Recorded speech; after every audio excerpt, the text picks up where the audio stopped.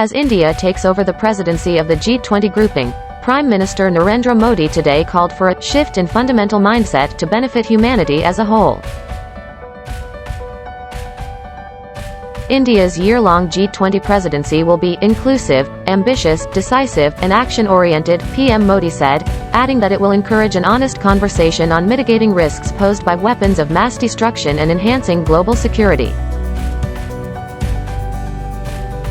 India today began its G20 presidency with a focus on counterterrorism and unity in tackling global challenges, such as economic slowdown and climate crisis.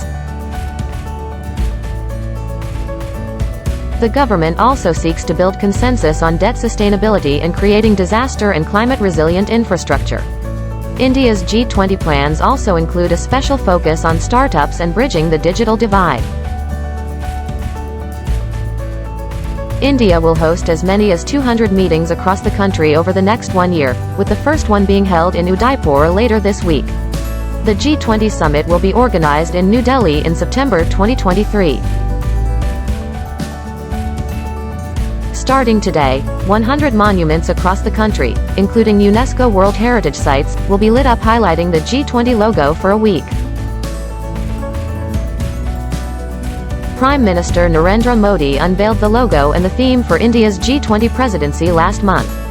The logo depicts a lotus flower and a globe, while the theme for India's G20 presidency is One Earth, One Family, One Future, which highlights its commitment to Vasudhaiva Kutumbakam, world as one family. India was handed over the presidency of the influential bloc at the closing ceremony of the previous G20 summit in Bali that was hosted by Indonesia on November 15 and 16. External Affairs Minister S. Jaishankar said that the G20 platform seeks to forge common ground on key issues among prominent countries. Our endeavor as the G20 chair is to make that consensus more relevant through wider consultation, he said.